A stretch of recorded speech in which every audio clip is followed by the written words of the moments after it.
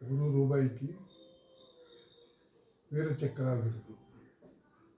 அன்பு சகோதர சகோதரிகளே மற்றும் அன்பு பிள்ளைகளே, அன்பு பேரன் பேத்திகளே, எல்லோருக்கும் அன்பின் வாழ்த்துக்கள். நான் தங்களின்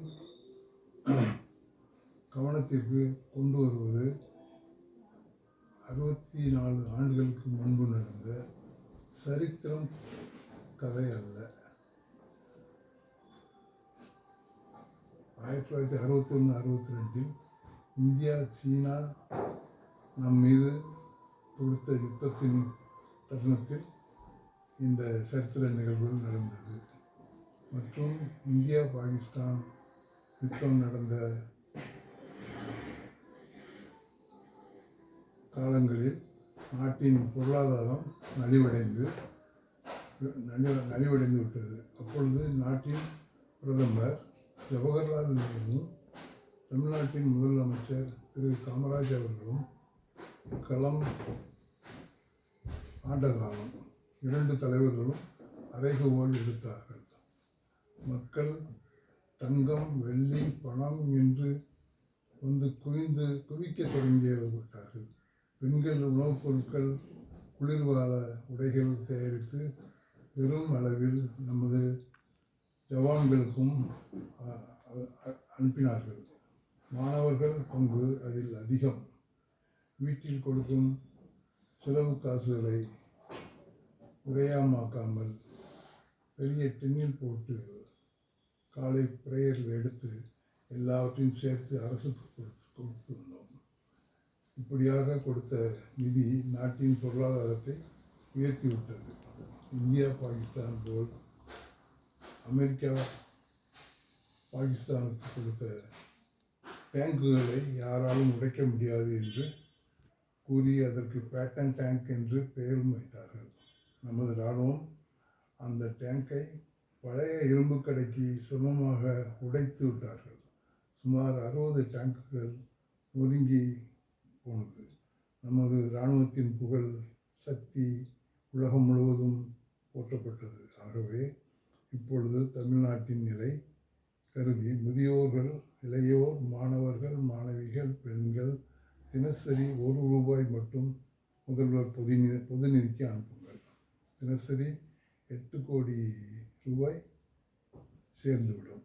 அதை வைத்து கடன்களை அடைக்க மக்கள் வரிப்பணம் வளர்ச்சிக்கு உபயோகப்படுத்தலாம்.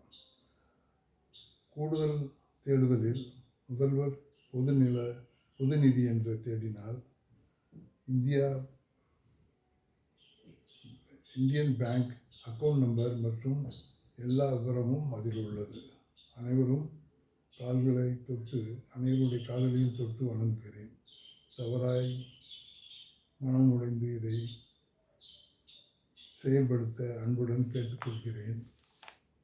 வெளிநாட்டில் வாழும் பிள்ளைகள் அங்கு நிதியை திரட்டி தமிழக மக்களுக்கு அரசுக்கு உதவுமாறு கேட்டுக்கொள்கிறேன். போர்க்கால அடிப்படையில் இதை செய்ய வேண்டும். மேலும் பெரிய தனியார் கல்வி நிறுவனங்கள், மருத்துவமனைகள், கம்பெனிகள், தொழிற்சாலைகள், ஃபேக்டரிகள், நூல் மில்லுகள், அனைத்து வகை ஏற்றுமதியாளர்கள், சினிமா துறைகள் உள்ளவர்கள், கனிம வளம் எடுத்து நடத்தும் பெரிய உணவகங்கள், தங்கும் விடுதி நடத்துபவர்கள், பேருந்து வைத்திருப்பவர்கள், லாரி, கார், ஆட்டோ, ஜேசிபி போன்ற கனரக வாகனங்கள் வைத்துள்ளவரும் தவறாமல் பண உதவி செய்ய கோருகிறேன். கோவில், மசூதி, ஆலயம் இவைகளில் சேரும் காணிக்கைகளை அரசுக்கு கொடுத்து உதவலாம். அரசு பணியில் உள்ளோர் மாதம் ஒரு நாள் சம்பளத்தை அரசுக்கு அனுப்பலாம்.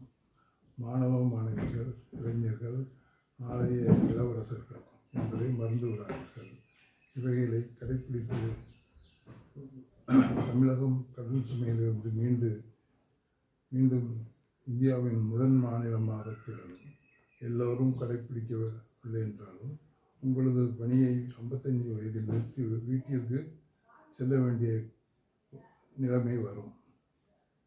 லட்சக்கணக்கான வேலையில்லாதவர்களுக்கு வேலை வாய்ப்பு கிடைக்கும். நீ உணவை தண்ணீரில் போடு, அதன் பலனை நீ விரைவில் காண்பாய். இந்த தகவலை மற்றவர்களுக்கும் பங்கிடு. அன்புடன் நன்றி, வணக்கம்.